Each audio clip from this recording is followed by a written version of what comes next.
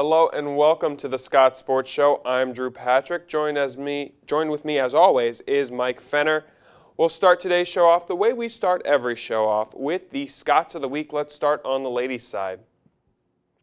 Congratulations to women's track and field's Molly Regan, posting a first-place finish in the pole vault on day 2 of the 49er Classic, hosted by UNC Charlotte, recording a jump of 3.35 meters. The sophomore took home the victory in a field of 13 athletes. Congratulations to Molly Regan, our female Scot of the Week.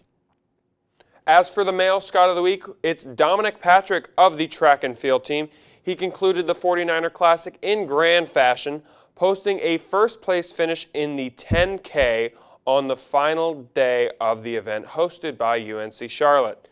The senior crossed the finish line with a time of 32:33:09. And don't go anywhere, because when we come back, we'll kick off the show. Don't go anywhere. To compete for a championship in stadiums full with cheering fans and families. To give back. To say thank you for your support. To learn, grow, and prepare for the future. Ask any NCAA student athlete what they want, and this is what they'll tell you. Ask these student athletes, and they'll say with pride, I chose Division II. My experience at Perico has been so great. I feel like it's really my time for school now. I tried going back to school when I first graduated from high school. I just wasn't ready. It's closer to home. It's very much more affordable than the other colleges in the city. When I finish my degree here at Perico, it would provide me with higher pay. I can actually grow more in my company than I would if I wasn't going to school. Perico College, affordable, career-ready education. Welcome back to the Scots Sports Show. We are now joined by the Edinboro Director of Sports Information and Promotion, Mr. Bob Shreve. Bob, thank you for joining us here today. Thank you for having me. I appreciate it. So you just were recently awarded with the University Division, the Irving T. Marsh Service Bureau Award. What does this award mean to you? Well, it means an awful lot, to be honest with you. It's an award that's given out by the ECAC, and basically it means you've been around a long time. So if you get this type of award, I suppose they said, well, he's been here an awful long time doing this profession, so maybe we should recognize him. But when you look at the people who have received the award previously, it means an awful lot to me. Several of the top sports information directors in the PSAC. One of the people that I really look up to, and a gentleman that you guys know is our PA announcer at the basketball games, John Leisering. John received that award when he was at Mercyhurst, and to get the same award that someone like John Leisering receives really means a lot to me, because at one time John was my boss at Mercyhurst when I was there. And you're a very busy man. Not only do you work here with the Edinboro Sports Information, but you're also the statistician for the Erie Bayhawks of the NBA D-League, and you're also the voice, so to speak, of the Erie Seawolves. So just to know that all your hard work is paying off, really, what does that translate for you? Well, it means not a lot of time with my family. I guess that's one of the things. I mean, I've watched all my kids grow up now. My youngest daughter just graduated from Edinboro a year ago and is teaching now. But as my kids have grown, it's allowed me to kind of branch out a little bit and do some things that I really enjoy doing, and I guess take advantage of some of the skills that I have. I kind of stumbled into the PA announcing job with the Seawolves. I was working up in the press box and doing, scoreboard, things of that nature. And one night the PA announcer, he up and quit and said, I've had enough, and the next day he wasn't there. And I said, well, I think I can do this. And people ask me now how long you've been doing it, and I don't really remember. It just kind of all blends together. I think it's 7-8 years now. But it's a great time. You get to meet a lot of different people, be around a sport that I love.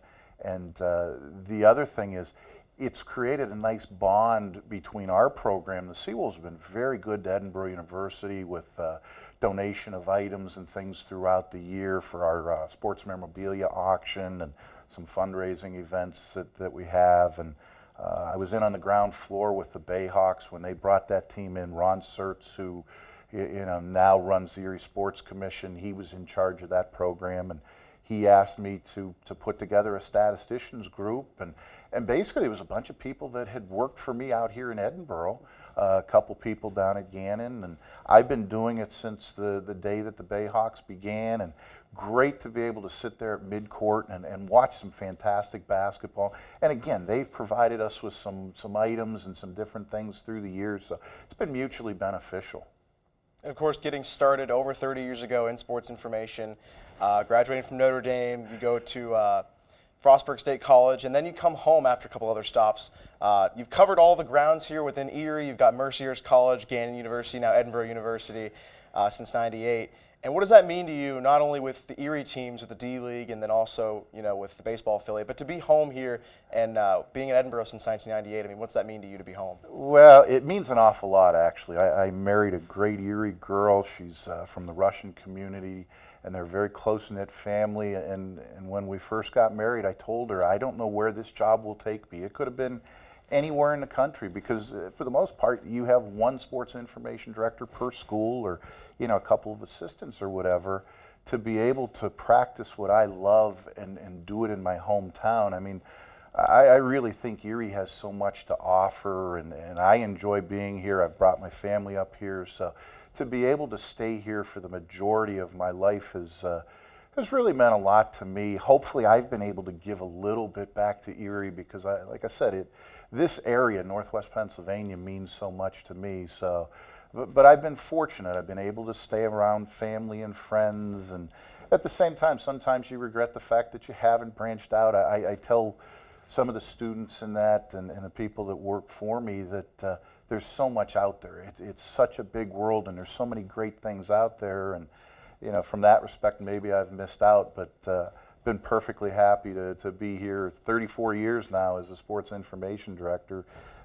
People are fortunate when they can find something that they enjoy doing and do it all their lives. And who are some of those people in the Erie area, Northwest Pennsylvania, that you have those great relationships with? You already mentioned John, but I'm sure there's so many more people you can mention. Well, for one, I'm so lucky to be around members of the media. I have seen so many great members of the media, either come and go, but people like a Mike Ruzzi at Channel 12, who's an Edinburgh alum and still, professes that to everybody.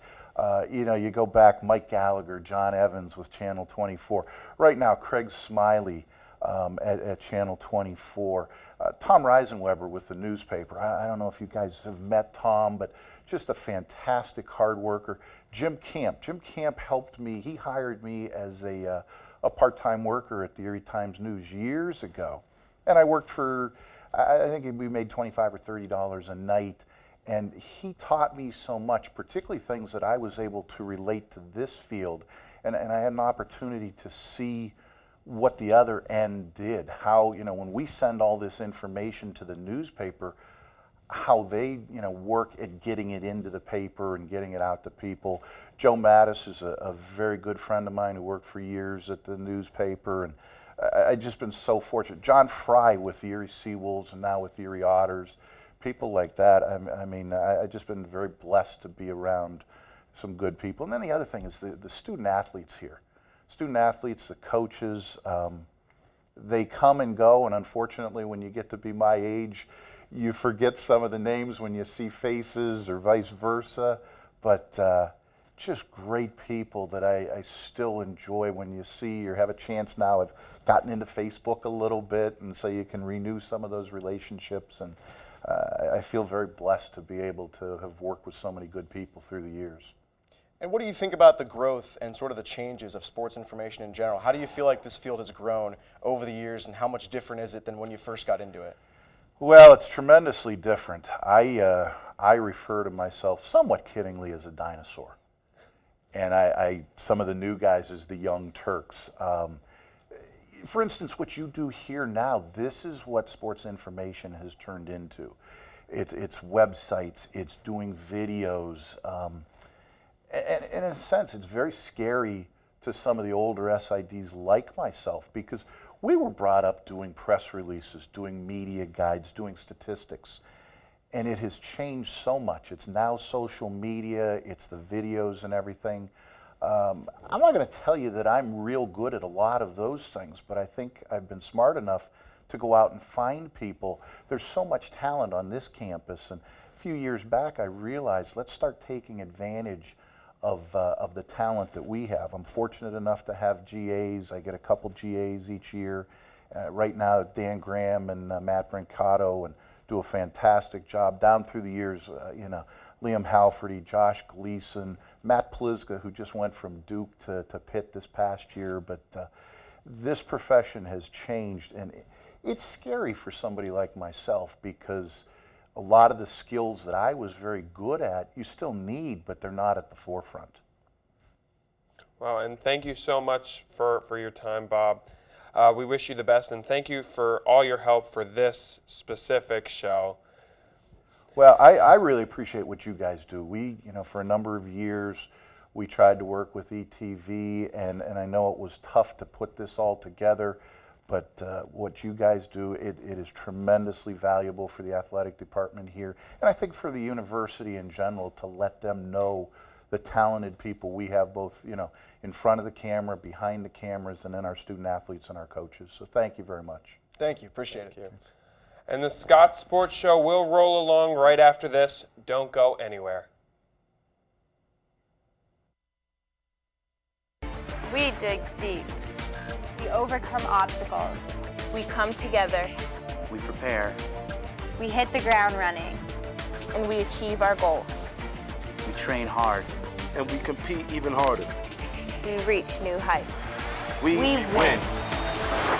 And at Edinburgh University, we create champions on and off the field.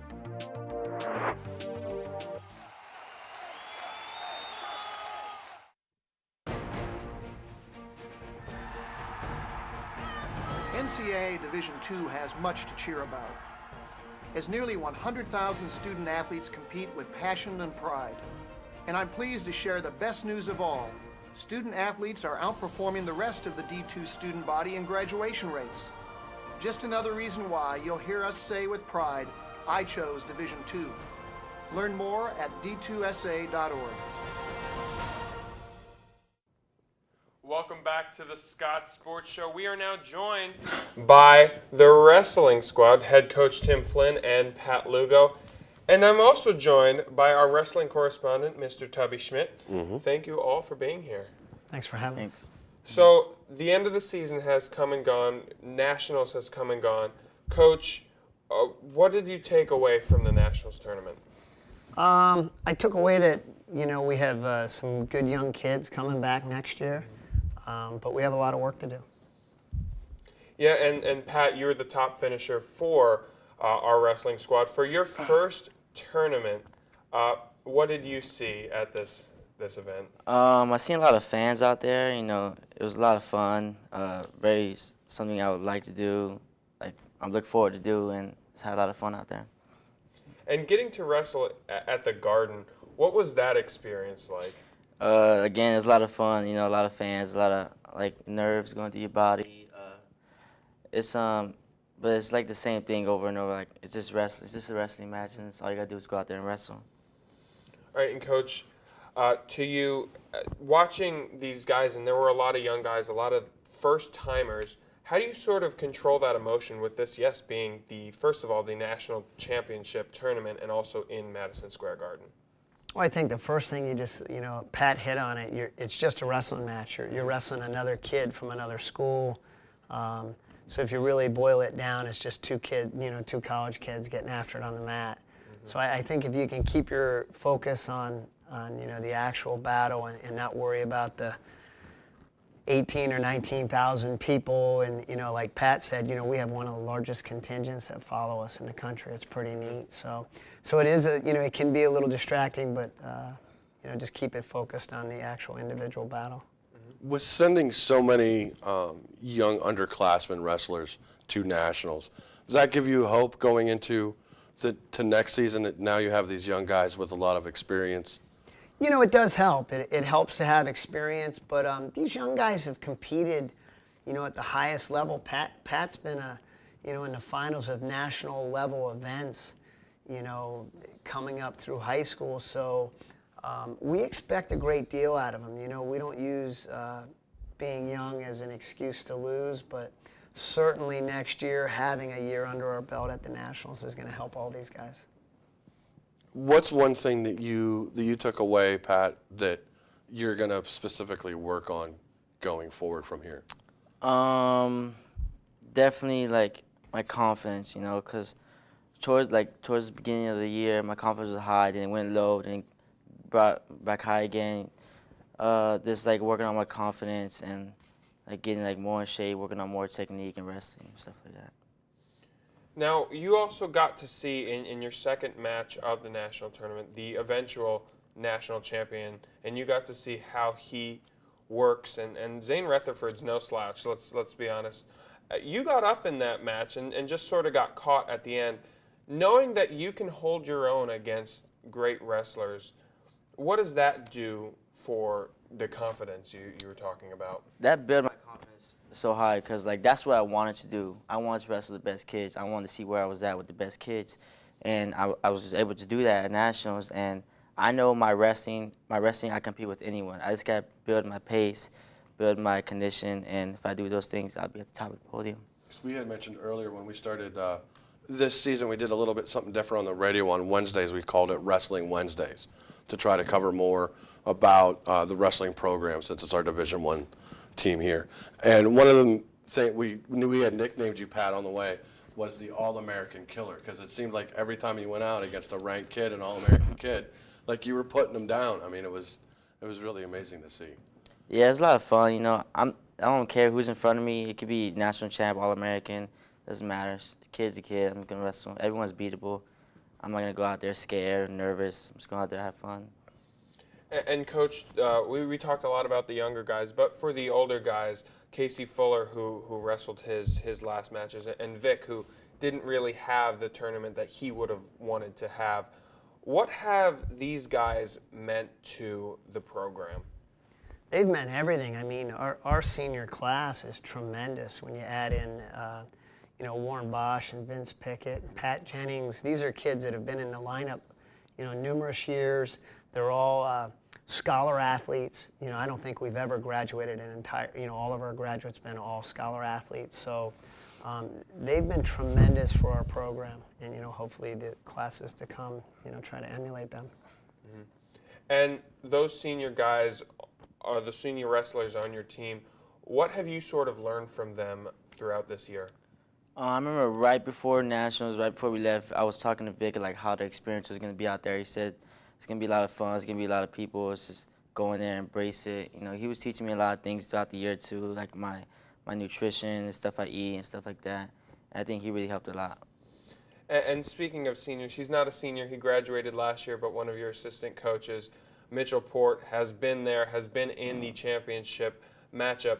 To be able to wrestle a guy like that at a similar weight, how much does that help your sort of strategy? It helped me a lot because, like, he was one of the best last year's, and so, like, when he was wrestling with me, I got to feel, like, what he was doing, how, like, what wins, and I got to feel that type of wrestling when I was wrestling him. Was it difficult being at that national stage and just trying to find, like, a little piece of quiet, like somewhere to go where you could center yourself? Not really. I can block things out easily. I don't really look at the crowd too much. I just focus on my wrestling match. That's it.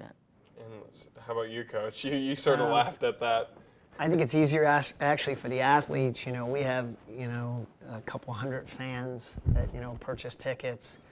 You know, I have family and friends, and it can be a little distracting for us, but the NCAA does a nice job. They give us a side room. We had a theater where all the athletes could sit, you know, like an hour prior to the event. And our hotel was fortunately right across the street. It was like one block. So, you know, we could walk, you know, through a million people and then get to our hotel. And then, you know, the hotel was kind of quiet. So the NCAA did a great job putting it on, but you know, is for me, it's a little distracting with, you know, so many people there. All right, well, I want to thank you both so much for joining us here on the Scott Sports Show. Thanks for having us. Thank you. I want to thank you too as well, Tubby. Thanks. Yeah. And the Scott Sports Show will roll along right after this. Don't go anywhere. There's one thing you can never have sex without. It's not something you buy. Or something you take. In fact, there's only one way to get it. It has to be given to you, freely. It's consent. Because sex without it isn't sex. It's rape. Consent. If you don't get it, you don't get it. It's on us to stop sexual assault. Learn how and take the pledge at itsonus.org. Welcome back to the Scott Sports Show. As you can see, we're now joined by head coach Annie Carlson of the track and field team and Molly Regan and Corey Wefing, two of the members of the track and field team. The outdoor season got underway at the UNC Charlotte 49er Classic. Coach, how do you feel your teams did? Oh, I thought great. I thought we had a lot of people, you know, a lot of our guys and stuff were competing for the first time. Obviously, everybody was competing for the first time outdoors, which brings on some different challenges whether it comes to, you know, some of the events get longer or different. There's weather involved. It got hot on Friday afternoon, which we were not used to, but I thought we did a very good job of kind of overcoming those things and going out and competing well. And now I'll turn to the players. I'll start with you, Molly, as you were first in the pole vault out of 13 competitors. How do you feel you did? It was a pretty good meet. I PR'd outdoor, so I set a new school record. That was exciting, but it wasn't like my overall PR, so it was heartbreaking and exciting at the same time.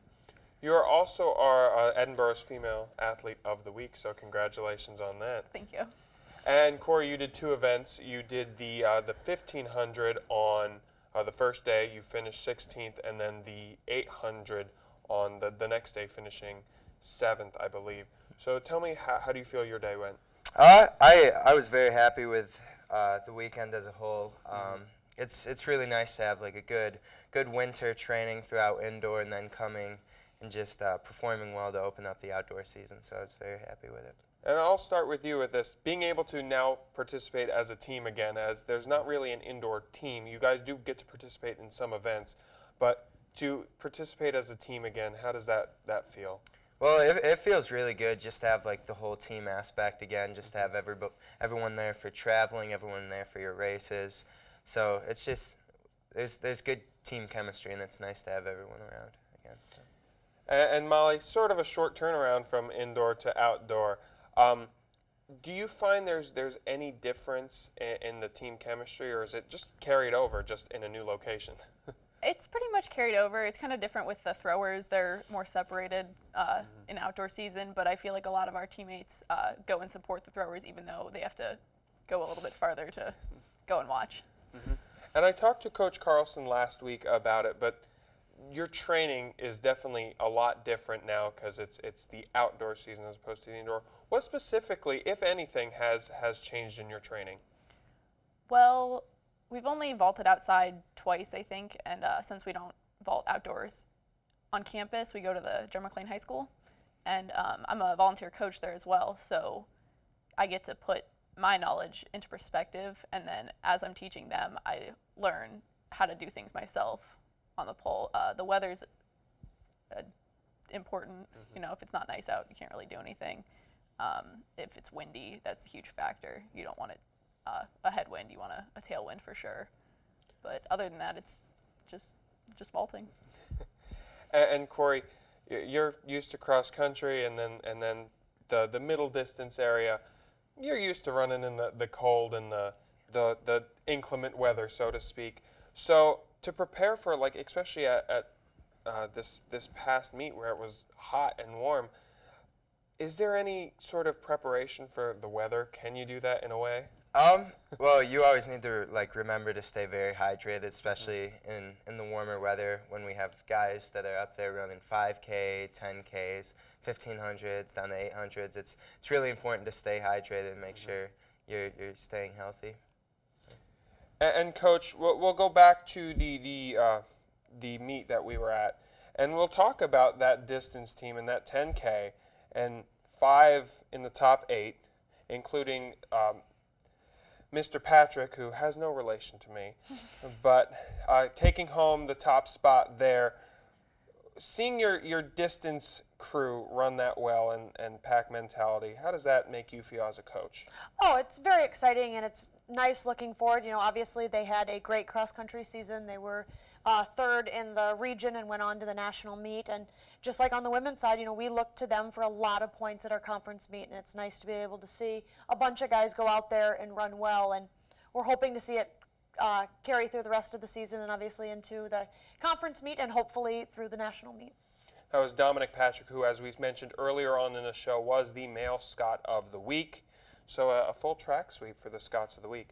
So let's talk about this next upcoming meet this week. It's the Raleigh Relays. Tell me a little bit about the preparation for that.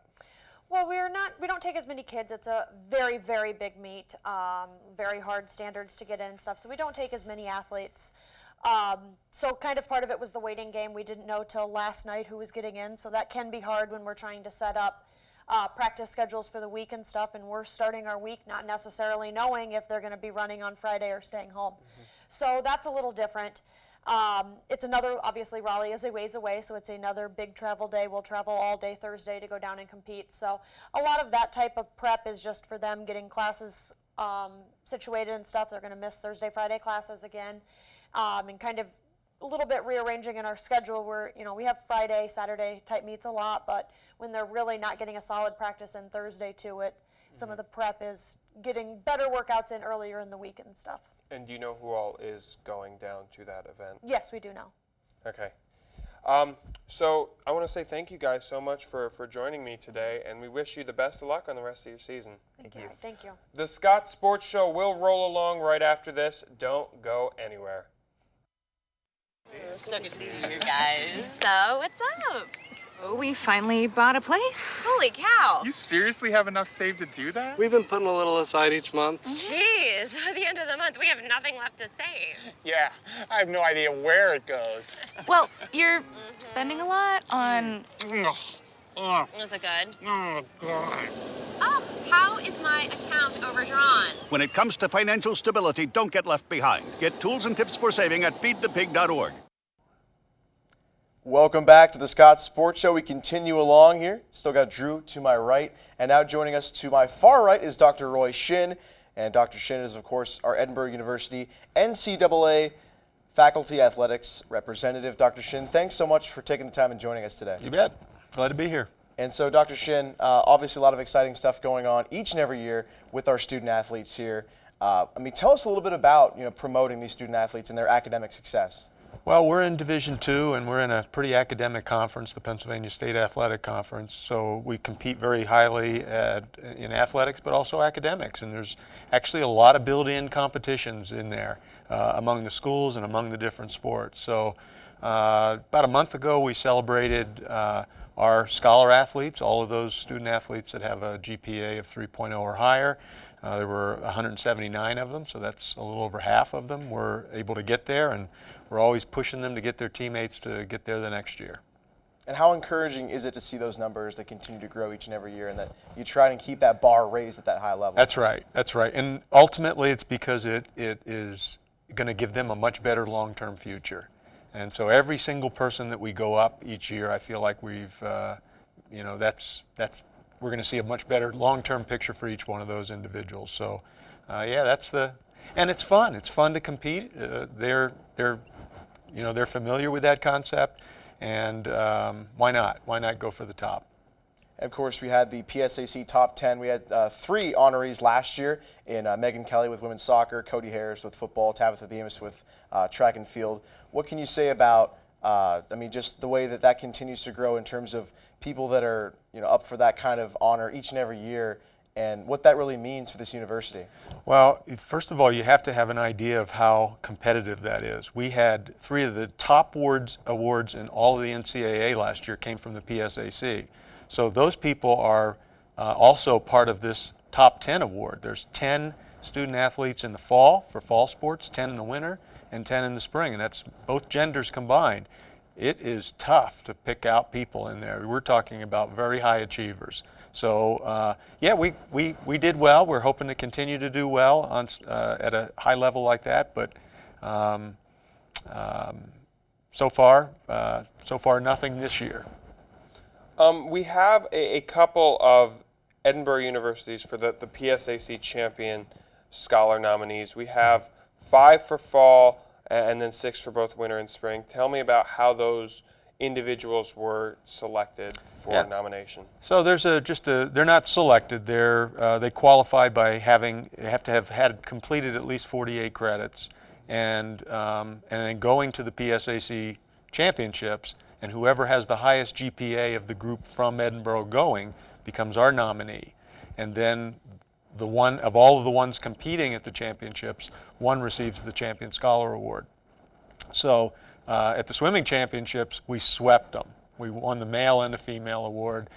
First time that's ever happened in swimming, and rarely happens that you even do it for that season of sport. So Micah Cattell was the male, and Emily Kling was the female, and we are very excited about that. There's 18 teams in the PSAC, private schools, public schools, and so we're very proud of those 2 individuals.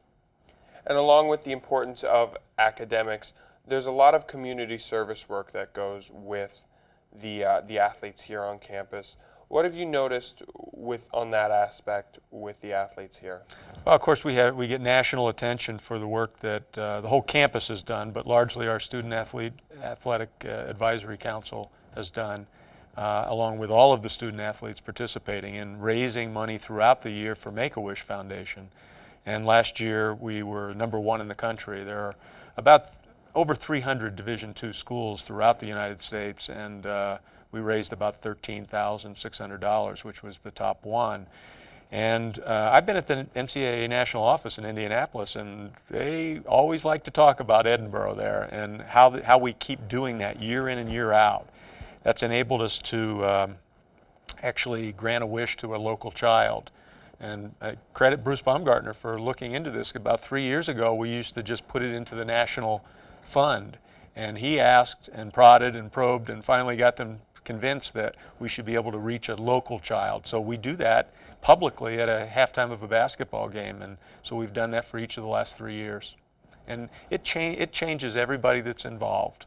Every single person comes away from that, and they'll always remember it. So it's a great experience, but it's extra time, and they're already pretty pressed for time, but that just shows you what kind of people that we're dealing with here. And that takes me to my next question. What do you think that can do for the student athletes, along with everyone involved in making that happen? Well, it makes them realize, first of all, the importance of giving back, but how good it feels to give back. You know, you sacrifice time, you do this when you really didn't have time for it, but you realize that made somebody's day. And so a lot of them, they're going into all different majors and all different fields, and they're going to be able to extend that to the people they work with, their own families, their communities, and it's going to make great citizens. I'm so excited to hear about these people, where they go after they graduate and move on.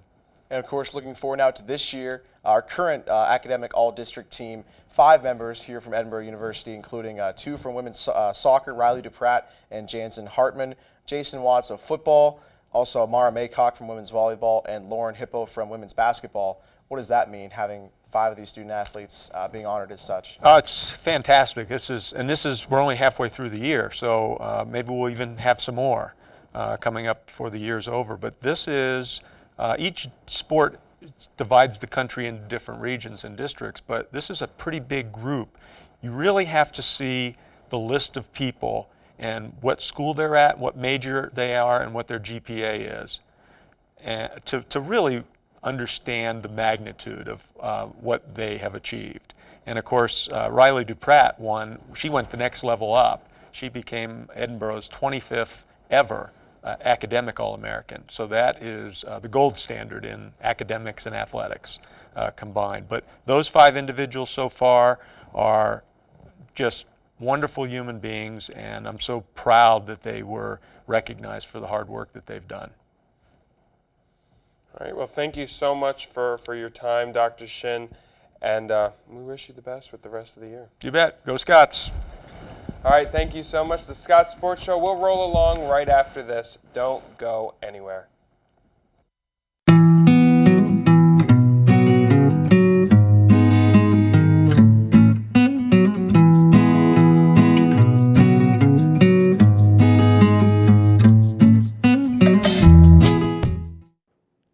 That's all the show we have for you this week. But before we go, let's take a look at what is upcoming this week for Edinboro Athletics.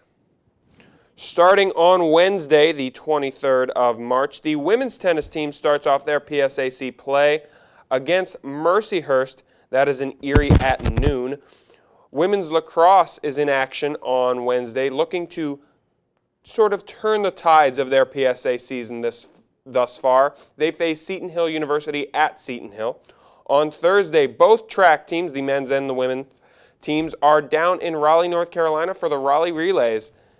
And then on Friday, the men's tennis team continues their great season. They travel down to West Liberty University to take on them. And then softball, they have a double header on Friday as they have two games. First one is at 2:30. Second one is at 4:30 here in Edinboro. That is against Seton Hill University. And then women's lacrosse, they play Lock Haven University at 4 o'clock on Friday. That's all the show we have for you this week. Thank you so much for watching.